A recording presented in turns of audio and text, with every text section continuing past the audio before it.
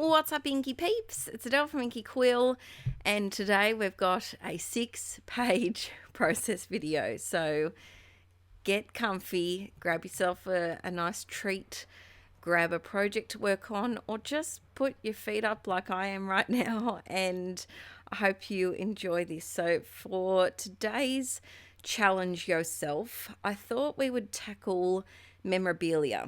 So I don't know if you guys are like me, but I have all these intentions of incorporating memorabilia into my layouts if I go somewhere or if there's a special event, and then I put it in a special little plastic sleeve and totally forget about it.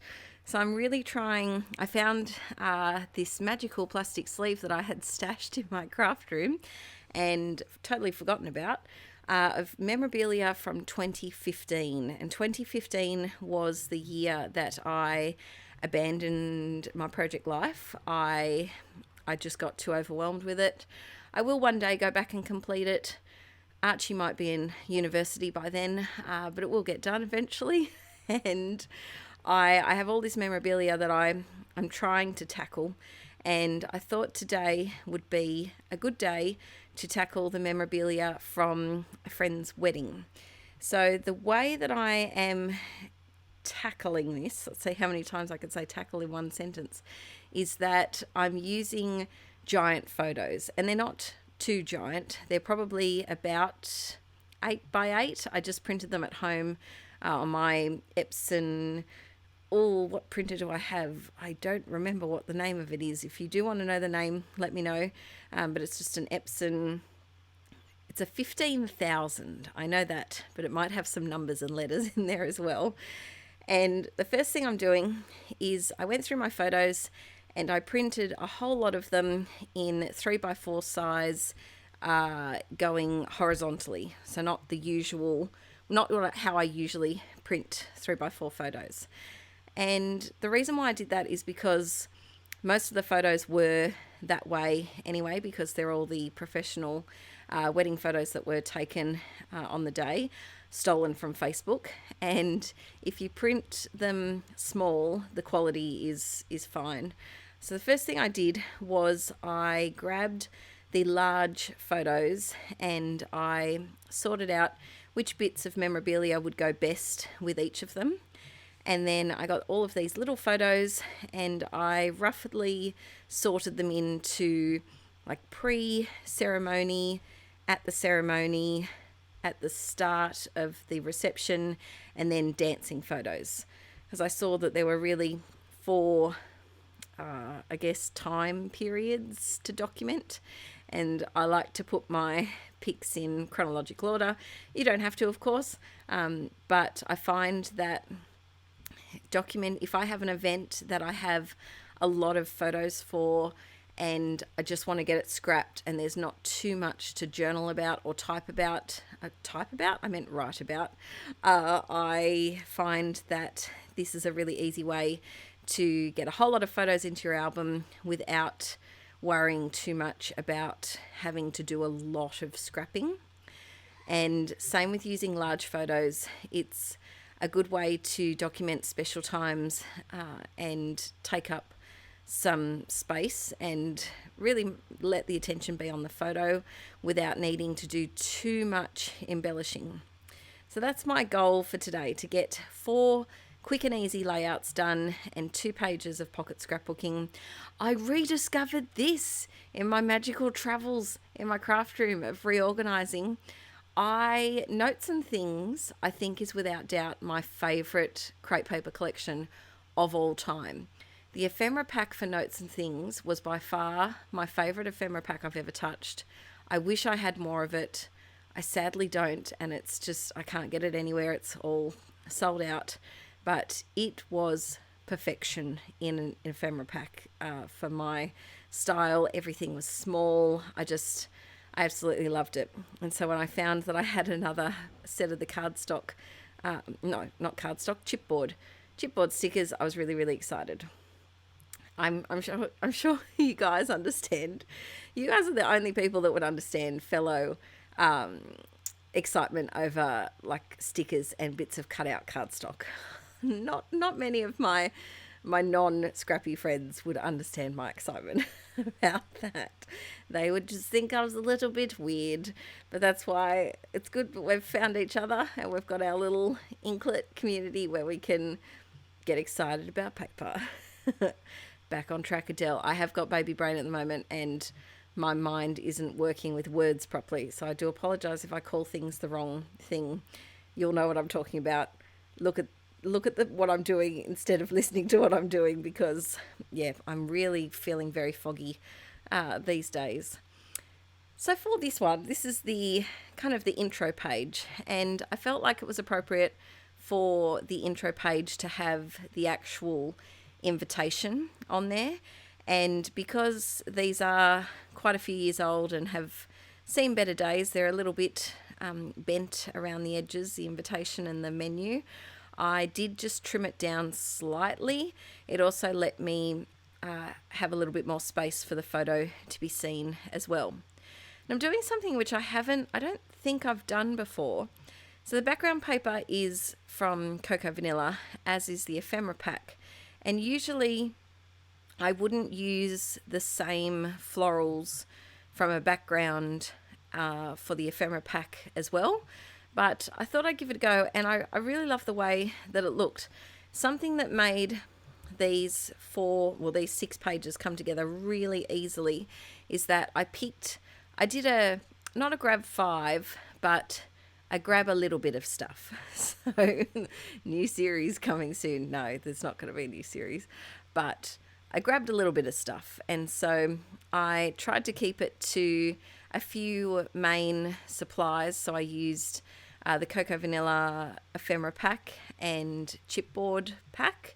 And then these gold hearts I also used.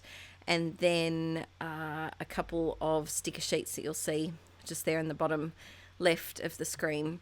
And by keeping those at hand and trying not to reinvent the wheel per se every time that I started a new layout, it was really quick for these pages to come together and coordinate as well. Because when I create double pages, I don't intentionally make them completely matchy-matchy, but by using the same supplies or the same collection, they just magically work out as matchy-matchy without too much stress and overthinking about making sure that things mirror each other and everything is cohesive. Oh, I also use these hearts quite a bit as well. They were, I think they're an older set from Citrus Twist. So I wanted to just do a little bit of embellishing. I used that Happiness Is, which is one of the DIY embellishments that we made with the October printables the other day, and I didn't have too much to journal about from this wedding.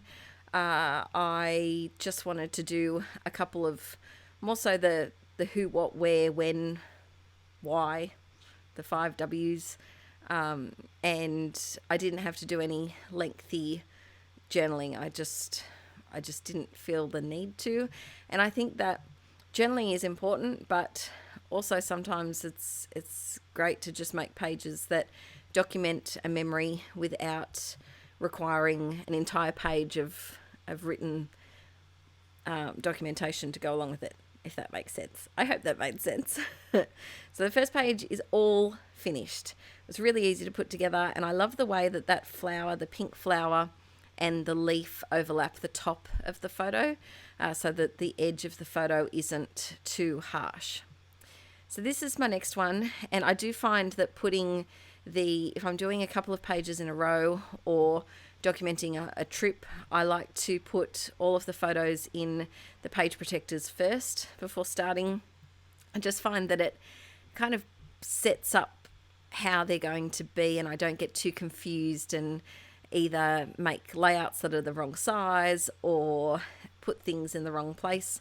I'm trying to use up some older pieces of paper, so you'll see this crepe paper one is from a long time ago. I was tempted to use that, but I think I'm going to save that for a baby girl layout. I know it's butterflies, but I'm going to try and be brave. try because I really love that paper. So I just went with a wood grain. This is years and years old. I'm not sure what brand it is, but I thought it went with the warm tones of the photo. And I'm just using my double-sided tape to stick that down. I really enjoy, since I filmed that Challenge Yourself with the large photos. Actually, has that gone up yet? Yes, I think it has. Or is it next month's Challenge Yourself? I have to look at my calendar. I have been using a few big photos lately, and I really, really, really like it. Let me know in the comments, have you ever scrapbooked with photos that are bigger than, say, 5x7? It's really fun. If you're feeling a bit stale with your scrapping, or you want to challenge yourself, as this series suggests in the title, try a big photo. It does completely change the way that the layout comes together. And if you are behind, and I know there's no stress about being behind in scrapbooking. Technically, we're always behind. We can't document every moment as it actually happens. But I think that using larger photos is a great way if your goal is to catch up with a particular time period quite quickly. Large photos are definitely something that I'm going to use for 2019 because I'm a wee little bit behind with that one. Slowly getting there. Very slowly getting there. As you guys know, I've only got a few weeks now, and I'm still not sure if she will be arriving a week ahead of schedule at 38 weeks. We'll see. Or if she's going to stick in there till 39 weeks. We'll see how we go. But I'm hoping to spend my last week, which is not yet, towards the end of November, doing a little bit of couch scrapping. But in order to do that, I need to print some photos because we all know how much I love printing photos. And if I'm not up to date with printing, I know that there's no way that I can possibly be up to date with scrapping for 2019 before she arrives. But I'm really hoping to be up to date with printing. That's my one scrappy goal before she comes. We'll see. I'll keep you updated. I will be honest, I don't have high hopes, but I really, really hope I can be. So then I went for a bit of a half wreath, I guess you could say, similar to the front page. And like I said, I didn't have too much to journal. I do add a little bit of journaling in this bottom right-hand corner, but these pages came together so quickly because I didn't use mixed media and I used large photos, and the memorabilia itself is very large, like their invitations and menus and things. And so by the time I stuck those two things down, there wasn't a whole lot of space for going off path and doing a whole lot of embellishing, which was a-okay with me. The menu for this was very, very fancy compared to the usual things that I am used to eating. I think we had quail. Did we have quail and trout and all of these fancy, fancy foods? My friend is very fancy. She lives, if you're Aussie, she lives in Potts Point in Sydney, and they're a lot fancier than Aaron and I were. So we were, I was a little flabbergasted at the menu because I don't think I ate anything. Actually, I remember what happened. I am very fussy with my food, and I have sensory processing problems with food. And so all of my friends felt sorry for me, so they all donated their dinner rolls. So I had 7 bread rolls for dinner, and someone else ate my quail. And I was happy with that arrangement. It was very, very nice of them to donate their bread rolls on their poor carb-loving friend.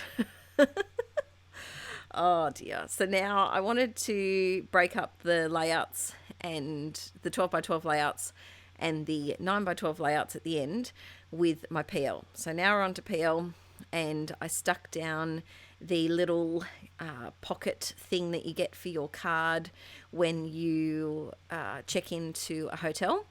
We stayed in this nice fancy hotel down in Sydney Harbour, and that was very nice. And so I wanted to include that because we don't get to do those things very often. And then I have these I bought these cork letters many years ago. I have a feeling they may have been from the Reject Shop or some cheapy $2 shop, and I haven't used them because I forget about them because they're just numbers, and so I thought it would be perfect to use them. Now the reason why I'm scrapping this layout actually is because it was their wedding anniversary this month. I was going to have this video up on the 10th, but I didn't actually have it finished by then, so I'm uploading it now. Did a bit of a switcheroo with my scheduling, and I wanted to do a PL card that had the date on it, because it is, I think a wedding date is an important date to remember. It's also Aaron's mum's birthday, so I never forget that it's their anniversary as well. It works out quite well. Then I knew I wanted to do a little bit of journaling, and I added that to that card. It was also good to use all of the horizontal 3x4 PL cards that I have in my stash. This was I recently bought this core kit, and it was a little bit naughty because I lie. It wasn't naughty. It was good because, in all defenses, I do have a lot of core kits that I don't use, but they're all rounded corners, and I'm just not a fan of them. I just don't reach for them, and I think I'm going to destash them because I just don't like using them. And so this was one of the newer ones that have of course, the square corners, or are they called square corners even though it's a rectangle? Is it because it's a right angle? I don't know. I'm going to say they have pointy corners, and I did justify it, kind of.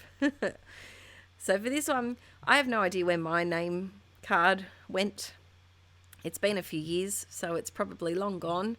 So I just stuck down Aaron's one, and that's all good with me. Adding a few more of those little DIY embellies we made, and just reaching for those same supplies. So if you keep those same, choose about 6 to 8, if you're doing it several pages, choose like 6 to 8 stickers and embellishments, and try and just keep reaching for those, and you'll be really surprised at how quickly a page can come together. Let me know if you do that, and if you find that it helps make your pages come together easier or quicker.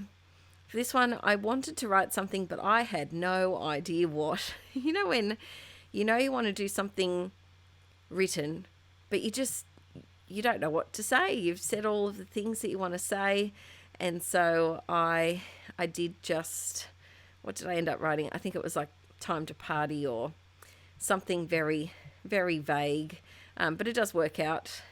Can see my thinking. Oh yes, someone commented on, I don't know if it was a recent video or an Insta story or something, that my nails didn't have nail polish for the first time in like 5 years or however long it's been. And that is true. When I go in to have baby girl, I'm not allowed to wear nail polish because I'm having surgery, and I have been letting my nails be naked and free to try and get the horrible discoloration that I have from red nail polish. So you probably will see a lot of nude nails for the next couple of weeks in your videos, because I'm just trying to train them back. They're horrible at the moment. They're peeling, and I'm having a bit of a frail nail issue. But I'm hoping that once she's born, they go back to normal. I always thought your nails and hair were meant to be good during pregnancy, and then once the baby was born, that's when they went downhill. I could be wrong. I don't know. I think it was that way with Arch. I can't remember. So then we're up to a 9x12 now. I'm trying to figure out which paper to go with. I was going to go with this one and then, no, put it back again and decided to go with this. This is an old, I think this is Teresa Collins. Oh my goodness, my stomach is rumbling so loudly. I really apologize if the microphone just picked up my stomach rumbles. It's lunchtime, but I really wanted to film this voiceover before rewarding myself with a Vegemite sandwich. Stomach, just be quiet for a little bit longer, please. So this is a very old Teresa Collins paper, and it's got a really nice texture. It's very thick. It reminds me of the, is it Fancy Pants, that also has quite textured pattern paper. It's very, very nice. I had it originally in my wedding paper kit that I put together when I started creating wedding layouts for my wedding, and I never used it. So I thought it just reminds me of weddings because I've put that connotation with it of being with the wedding supplies that I was going to use. And so I thought it was perfect. And it was the colours of their, like it just matched the navy and then the pink of the flowers. It just worked out. So I'm using the chipboard Beautiful Moments and then some of the flat ephemera, cardstock ephemera pieces, all from the Cocoa Vanilla collection. I think that collection, which one is it? Midnight. I think it might be Midnight. I only got the sticker sheet of Happiness. And I do have Unforgettable, which is the latest collection. However, it's sitting in a plastic bag under my desk waiting to be recorded in a haul video before I have permission to use it because I really want to film a haul video. But I haven't had a chance to do that yet. So that's my reward, to be able to use all of the pretty things. Maybe in the week when I'm catching up on couch scrapping, maybe I can pull out some of the new things if I eventually film the whole video before then. So then just adding, like I did with the others, just keeping it the same, a nice floral cluster. And then, like I said before, because it's a large photo, there's not a lot of space for embellishing. So it was really nice to be able to add a bit of a clustery here, clustery there, and then call this page done. Something exciting happened the other week, and I haven't told Instagram yet, but I am going to be on a podcast very soon of a person who is in the scrappy world. She's a lovely lady, and she contacted me to see if I would be on her podcast, and we recorded it a couple of weeks ago, and I'm so excited for you to hear it. So I will let you know as soon as I confirm the date when that's going up. I'm pretty sure it's the end of October. So that was very exciting. I was so nervous, and a couple of times you guys get the behind the scenes.